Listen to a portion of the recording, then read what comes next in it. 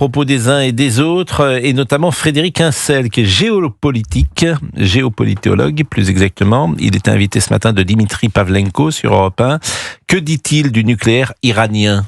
L'état-major israélien, le gouvernement israélien ont décidé d'en finir avec l'épée de Damoclès immédiate du nucléaire iranien. Je dis bien épée de Damoclès immédiate. Il s'agit bien de ne pas croire, parce que personne ne le croit, que des formules situées au fond d'ordinateurs ou de cerveau vont tout d'un coup disparaître sous les bombes. Évidemment, l'Iran conservera un haut niveau de technicité nucléaire. Mais ces derniers jours, ces dernières semaines, il semblait que vraisemblablement l'Iran allait arriver très rapidement à la capacité nucléaire militaire, ce qui pour Israël est une menace existentielle. Donc les Israéliens pensent surtout, c'est ce qu'ils ont comme objectif, à retarder de plusieurs années, voire de plusieurs décennies, cette capacité.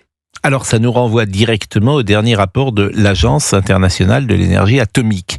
Et que dit-elle, cette agence ? L'Iran n'a pas coopéré pleinement avec l'agence comme l'exige son accord de garantie, empêchant de mener les activités de vérification et à plusieurs reprises ne fournissant pas d'explications techniquement crédibles.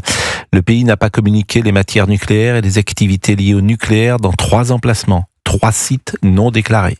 L'agence n'est pas en mesure de donner l'assurance que le programme nucléaire de l'Iran est exclusivement pacifique. Vive inquiétude du directeur général face à l'accumulation rapide d'uranium hautement enrichi.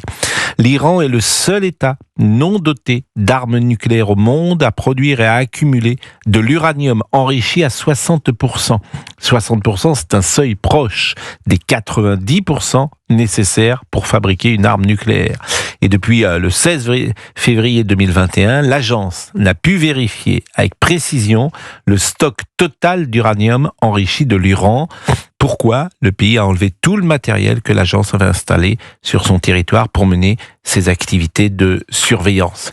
Donc ça, ce sont quand même des choses extrêmement inquiétantes et qui peuvent expliquer, pourquoi pas, la réaction d'Israël. Il y a le bon sens. L'Iran a promis de se doter de la bombe atomique et a promis de la jeter sur Israël. Bon, ça, c'est le bon sens.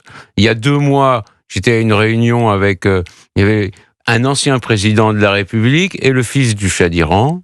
Et cet ancien président de la République a dit que l'Iran avait déjà la bombe, c'était il y a 2 mois, sans que le fils du Shah d'Iran ne le contredise. Je ne sais pas quelles informations ils ont.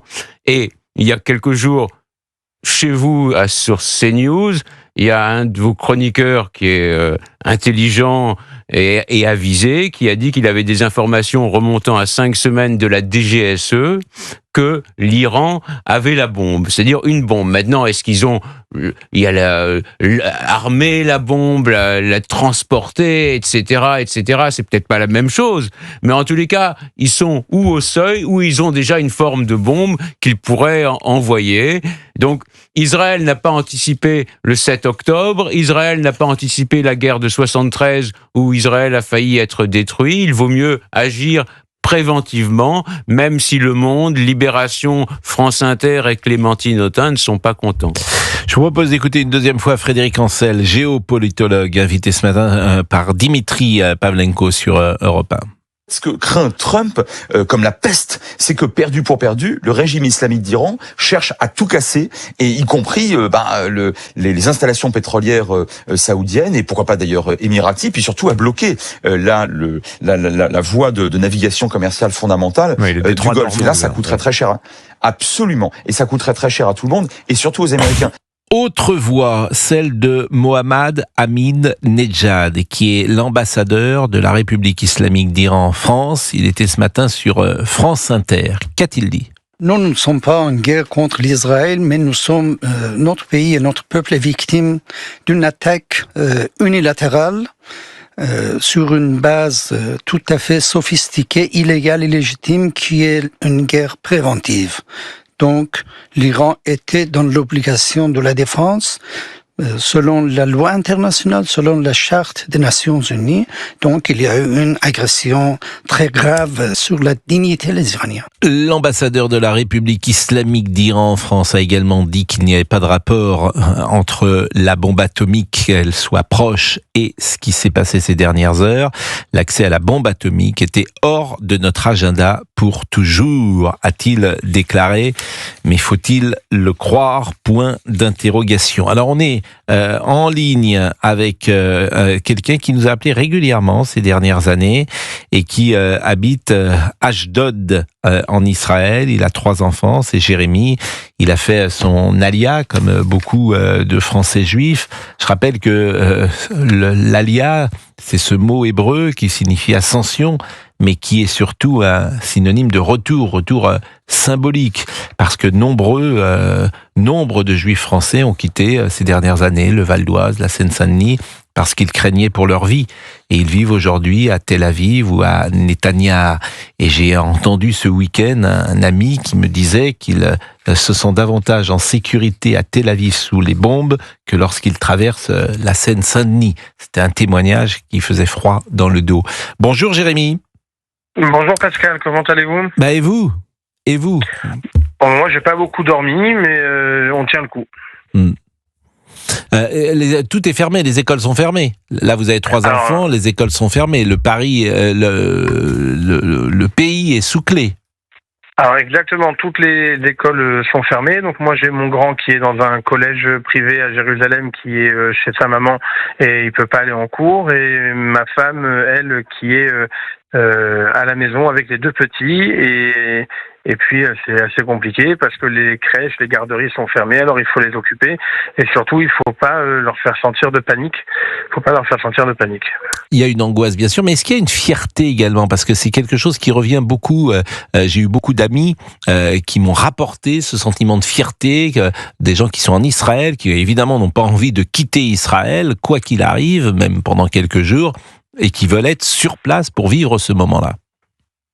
Alors, je pense pas que quelqu'un ait vraiment envie de vivre ce genre de moment. Je pense aux victimes parce qu'il y a quand même eu des morts. Je pense aux gens qui sont disparus dans les décombres des immeubles qui sont tombés. Mais il y a de la dignité et aussi un sentiment que notre place, elle est nulle part ailleurs. Encore plus en ce moment, notre place, elle est nulle part ailleurs. Vous avez raison de me reprendre quand je disais vivre ce moment-là, c'est d'être solidaire avec ce qui se passe en Israël. Vous ne travaillez pas là ces jours-ci? Quand je dis le pays est à l'arrêt, c'est une réalité dans tout le pays ou simplement à Ashdod? Non, tout le pays est à l'arrêt, mis à part certains secteurs d'activité. Moi, je suis au travail aujourd'hui, mais en effectif réduit. Ça veut dire que je vais travailler juste une seule partie de la journée pour retourner après très vite auprès de ma femme et de mes enfants. D'ailleurs, sur le chemin, on a dû s'arrêter. Moi, ce matin, je suis venu avec un collègue de travail. On est venu à plusieurs dans la même voiture et on a eu une alerte au missile en provenance du Yémen, parce qu'il n'y a pas que l'Iran qui attaque. Le Yémen avec les Houthis aussi. Donc là, on a eu une alerte venant du Yémen. Par chance, le missile a été intercepté. Mais dans un cas où on est en voiture et qu'il y a une alerte au missile, il faut sortir de la voiture, il faut s'allonger par terre, mettre les mains sur la tête, s'éloigner de tout ce qui peut avoir comme onde de choc, voiture, etc. Donc c'est une situation qui est complexe, mais moi, je ressens, vous parlez de fierté. La fierté, par contre, je la ressens à un autre endroit. Je la ressens quand je vois à quel point le gouvernement israélien met tout en œuvre pour protéger ses civils. Tout est fait pour que tout le monde puisse être au courant de quelles sont les mesures de sécurité à prendre. Moi, je reçois des appels et des messages d'amis même qui sont à Tel Aviv ou à Jérusalem pour me demander si ça va. J'ai mon frère qui est à Jérusalem qui m'a appelé ce matin, qui m'a demandé si je voulais aller chez lui, si je préférais peut-être aller chez lui parce que Jérusalem c'est un peu moins exposé. Donc il y a une solidarité, oui, à ce niveau-là. Là, je ressens énormément de fierté, oui. Merci beaucoup, Jérémy. On voulait vous passer un message d'amitié, de compassion et de plaisir, tendresse. Par Merci. contre, je voudrais vous dire quelque chose, si vous permettez. Je vous en prie. Ça serait bien de m'appeler un petit peu quand ça va. Vous m'appelez que quand ça va pas. Mais c'est vrai. Quand il y a des problèmes. Mais j'entends ce que vous dites. Mais vous avez raison. En tout cas, merci beaucoup, Pascal. Et je vous dis pas à bientôt parce que ça voudrait dire que ça va pas. Mais bon. Mais non, mais j'entends ce que vous dites et c'est vrai que nos interlocuteurs, vous n'êtes pas le seul à nous dire ça. Souvent, les journalistes appellent lorsque ça va mal et on devrait de temps en temps appeler quand quand ça va bien. Vous avez parfaitement Mais raison, réellement, Jérémy. vous faites vraiment un travail incroyable et heureusement que vos équipes sont là. Réellement. Et ben nos équipes, c'est notamment Géraldine Amon qui est avec nous ce matin. Je suis là. Il est 11h45, on est toujours évidemment avec Arnaud Klarsfeld. Je voulais quand même vous interroger sur le traitement des médias, parce que ça m'intéresse. Évidemment, il y a aujourd'hui quelque chose qui est polarisé, qui n'existait pas il y a 20 ans. Et notamment, ça pouvait exister dans la presse écrite, avec des journaux qui étaient identifiés, l'Humanité, une presse de gauche. Mais ce qui nous frappe toujours, c'est le service public, parce que le service public, c'est l'argent des Français. Et j'écoutais France Inter, et c'est vrai qu'on a le sentiment, par exemple, qu'on minimise ce qui s'est passé ces derniers jours. Par exemple, France Info était la seule télévision, la seule chaîne info à ne pas être en spécial vendredi, quand LCI, BFM et CNews étaient en spécial. C'est un marqueur, en tout cas à mes yeux.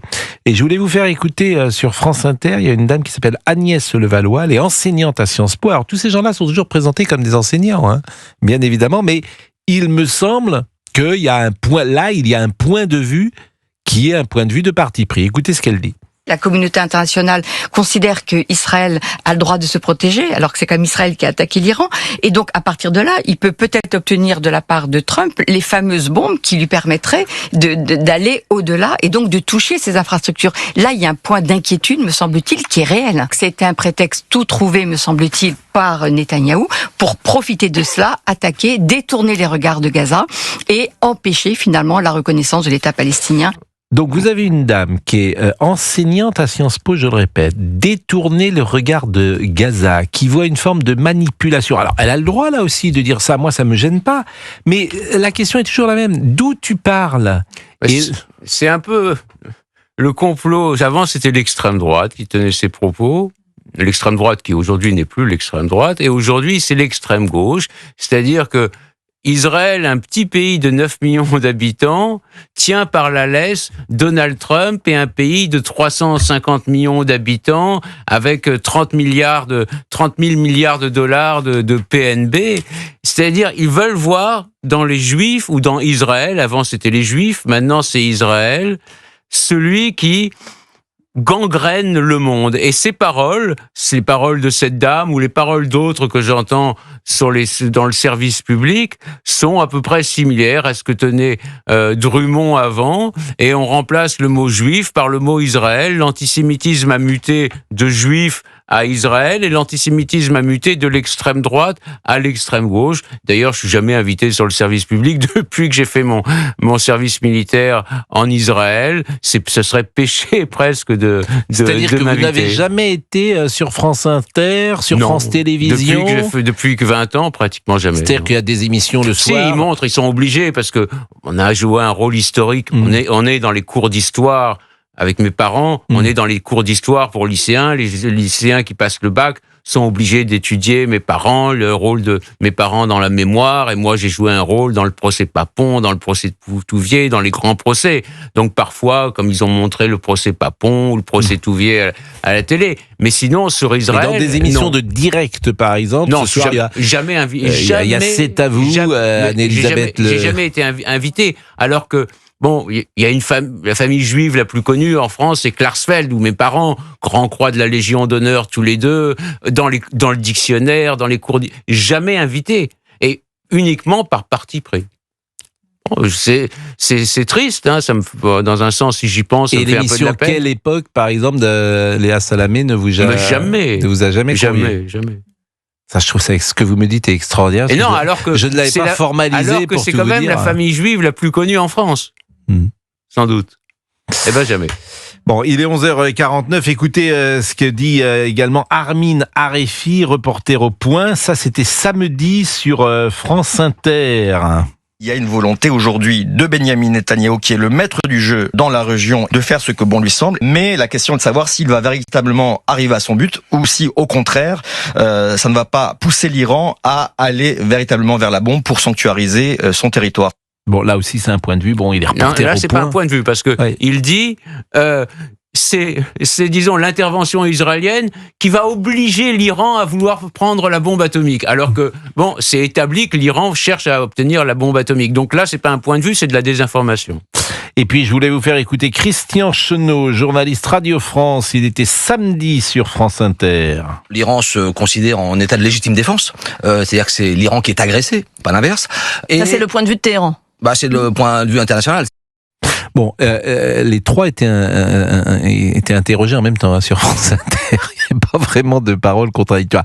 Donc nous, ça nous pose problème parce que, disons-le, c'est l'argent des Français. Après, chacun a le droit d'inviter qui il veut et nous invitons qui il veut, qui nous voulons, bien évidemment. Mais je le répète, le service public est peut-être soumis à quelque chose de l'ordre de l'absence de parti pris. Il n'est pas soumis, il cherche à conserver le pouvoir, à conserver les postes. Et les postes passent aujourd'hui par, disons, la haine, dire que, par exemple, que le Rassemblement national est un parti fasciste ou néo-nazi, dire que Israël est le fomenteur de tous les troubles au Moyen-Orient. Ça permet de conserver pour eux le pouvoir. Et il n'y a pas de changement de mentalité depuis l'homme préhistorique. Les gens cherchent à conserver le pouvoir et pour beaucoup, ils ne pensent pas ce qu'il dit, mais c'est un moyen pour eux de conserver le pouvoir et leur poste. Natacha Benaïm est en direct de Rouen et elle est intervenue plusieurs fois, elle aussi, depuis quelques mois. Elle est présidente de la communauté juive de Rouen et c'est vrai que Rouen est une ville, pour des raisons historiques, où beaucoup de Français juifs sont encore aujourd'hui, Natacha. Oui, absolument. Bonjour Pascal. Bonjour. Je disais tout à l'heure qu'il y a beaucoup d'inquiétude et beaucoup de fierté aussi, mais par exemple, et je disais que chaque Français juif a sans doute un membre de sa famille en Israël, un père, un frère, un cousin. Bon, est-ce le cas pour vous ? Exactement. Nous, on a nos cousins qui sont en Israël et à Ashdod notamment. Donc, oui. Comment vous vivez cette période entre l'angoisse et peut-être une fierté ? Eh ben, c'est exactement ça. En fait, on angoisse pour nos familles, bien évidemment, mais à côté de ça, on est fiers que Israël ait pu porter ce combat, puisque finalement, personne dans le monde n'a eu ce courage. Vraiment, il fallait le faire. Quand on pense que c'est un pays qui est plus petit que la Bretagne, et à côté de ça, ils ont eu le courage de bombarder l'Iran, de détruire des sites, pseudo-nucléaires, etc. Non, vraiment. Et puis, ils s'arrêtent pas là, puisqu'ils disent qu'ils vont bombarder tous les sites où il y a les mollahs, etc. Finalement, ils vont libérer le peuple iranien, et bravo. Bravo. Il y a cette idée effectivement, Natacha Benaïm, que j'ai entendue ce week-end, Arnaud Klarsfeld, c'est que finalement Israël va aider l'Occident à se débarrasser de l'Iran. C'est pas le but de l'opération, parce que c'est pas un petit peuple comme le peuple juif, disons, de changer le régime d'un grand pays comme l'Iran. C'est aux Iraniens d'opérer le changement. Si l'opération israélienne peut le faire, j'espère que ça se fera. Mais c'est pour la fierté nationale iranienne, pour ce grand peuple, il vaut mieux que ce soit eux-mêmes qui se libèrent. Vous comprenez ce que je veux dire? Ils peuvent pas. C'est pour ça que je suis pas tellement favorable à ce que Israël élimine le chef de l'État iranien. Si ça se fait, ça se fait.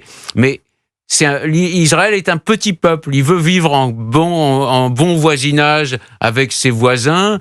L'Iran, c'est 90 millions d'habitants.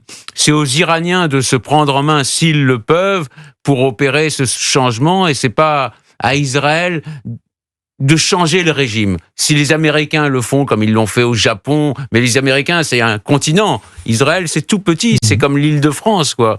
Donc, c'est aux Iraniens de le faire, plutôt. Et l'Iran, c'est 90 millions d'habitants, on le rappelle, et c'est un pays qui est 4 fois peut-être grand comme la France. 4 fois grand comme la France, et quand les Français étaient dans les cavernes, eux, ils avaient déjà des grandes villes avec des superbes fortifications et des codes de loi, déjà. Natacha Benaïm, vous êtes à Rouen et vous êtes au contact de la communauté juive de Rouen. Je suis présidente, bien sûr. Donc j'imagine que vous vous appelez les uns les autres et sans doute ce sentiment d'inquiétude, d'angoisse domine. Pas du tout. Alors l'inquiétude, oui, par rapport à nos familles et à nos amis, mais ça prédomine pas du tout. En fait, on est plutôt dans la fierté, dans bravo, Et quand j'entends que c'est au peuple iranien, oui, c'est au peuple iranien, mais il fallait les aider. Et si effectivement ils n'ont pas besoin d'Israël, alors pourquoi ne l'ont pas-ils? Pourquoi est-ce qu'ils l'ont pas fait avant? Bon, ça m'interroge. C'est facile à dire. Maintenant, Israël est là. Ils ont fait ça et ils vont passer la main aux Iraniens, bien évidemment. Arnaud Klarsfeld, pour terminer cette heure avec vous, la position française, celle d'Emmanuel Macron, comment vous la jugez ces dernières heures? Celle d'aujourd'hui, je la trouve raisonnable, c'est-à-dire que dire que il est avec Israël. J'ai rencontré par hasard un de ses plus proches collaborateurs samedi, et il m'a dit c'est bien qu'Israël fasse le travail. Ça, c'est la première chose. Voilà. Mais la deuxième chose, c'est que je lui reproche d'avoir laissé entendre qu'Israël commettait un génocide. Quand on lui a demandé est-ce qu'Israël commet un génocide, il a dit ça sera aux historiens de le dire. Et je crois que ça scellait une forme de divorce avec la communauté juive, parce que c'est une forme de crime rituel qui est jeté sur le peuple juif. Il aurait pu répondre autre chose. Il aurait pu répondre, je pense que les lois de la guerre ne sont pas respectées parfois, ou quelque chose de raisonnable, mais dire qu'il se peut qu'Israël commette un génocide, je crois que c'est moralement mal. Je vous remercie beaucoup, Arnaud Klarsfeld, d'avoir passé cette première heure avec nous, comme je remercie Natacha Benaïm, présidente de la communauté juive de Rouen. Merci beaucoup. Je sais que vous nous aviez parlé de votre fils, notamment la dernière fois, qui est dans une école privée, Nathan. Et qui, effectivement... Il a dû être exfiltré, oui. Donc, à travers ce témoignage, c'est une manière aussi de saluer tous nos amis français et juifs. On l'a fait ce matin sur l'antenne de CNews. Je disais, nous sommes tous israéliens ce matin, ce qui ne signifie pas que nous soyons tous Netanyahou, bien sûr. Il n'y a pas de message purement politique dans ce que je dis là. Simplement un signe de compassion. Nous sommes tous israéliens pour rappeler qu'Israël est la seule démocratie dans cette région du monde. Et chacun peut y vivre comme il l'entend, ce qui n'est impossible précisément dans cette région du monde.